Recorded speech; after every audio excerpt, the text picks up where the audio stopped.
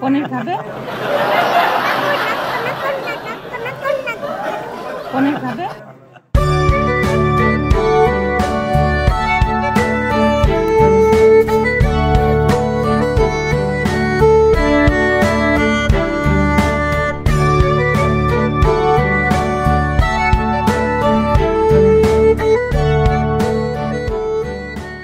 Hello guys, আজকে হচ্ছে শ্রেয়াংশের best ফ্রেন্ডের বাড়িতে গৃহপ্রবেশ।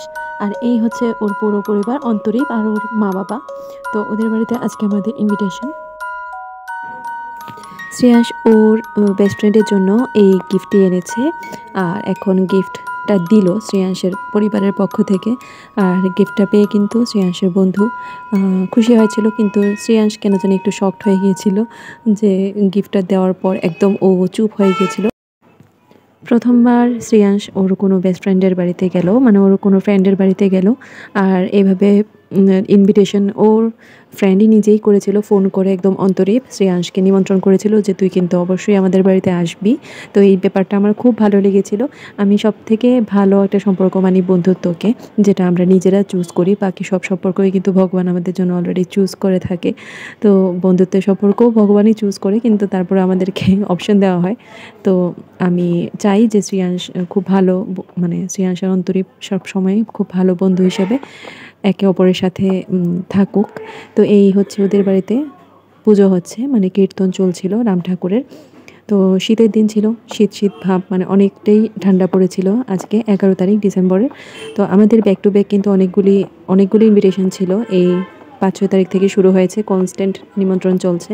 তো এদিকে দু বন্ধু মিলে ওদের মামার সাথে বসে মোবাইল দেখছে, আর এই হচ্ছে শ্রেয়াংশের ফেভারিট সৌরভ মামা। তো এখন আমরা চলে যাব প্রসাদ নিতে। আর যেহেতু অনেক রাত্র হয়ে গেছে, তো আমরা আর অপেক্ষা করছি না, ওরা বলেছে আর আমরা চলে যাব। তো এখানে শ্রেয়াংশের বন্ধু চলে যাচ্ছে, ওর পিসির বাড়িতে রাত্রে থাকবে। তো শ্রেয়াংশকে বাই বাই বলে যাচ্ছে। ওই যে শ্রেয়াংশকে একটু টাটা বলে দাও। কেজি ওয়ানে দুজন এখন কেজি ওয়ানে। টাটা। আমাদের বাড়িতে যাবে। ছবি তুলেছি। খুশি হয়েছো তুমি? তো আজকে যেহেতু একাদশী, আমি কিছুই খাবো না আজকে। তো আমি নির্জলা উপবাস রেখেছি, ওরা খাবে আর আমি বসে ওদেরকে কোম্পানি দেব। তো চলো দেখে নিই আমাদেরকে কি কি খেতে দেওয়া হয়েছিল, যদিও আমি খাইনি। তো এখানে প্রথম গরম গরম একদম ধোয়া ওঠা ভাত, সঙ্গে ছিল একটা ভর্তা, মিক্স একটা ভর্তা, এটার মধ্যে কাঁচকলা, বেগুন টেগুন সহ বিভিন্ন ধরনের সবজি ছিল। নেক্সট আইটেম ছিল আলু বেগুন ভাজা নারকোল দিয়ে, আর সঙ্গে ছিল গরম গরম ডাল, একদম ধোয়া উঠছিল। আর খাবারটা নাকি খুব টেস্টি হয়েছিল। তারপর নেক্সট আসলো ফুলকপির একটা রোস্ট টাইপের, অ্যাকচুয়ালি এটা চিলি ফুলকপি টাইপের দেখা যাচ্ছিল, খুব টেস্টি। আর এই হচ্ছে অন্তরীপের মা।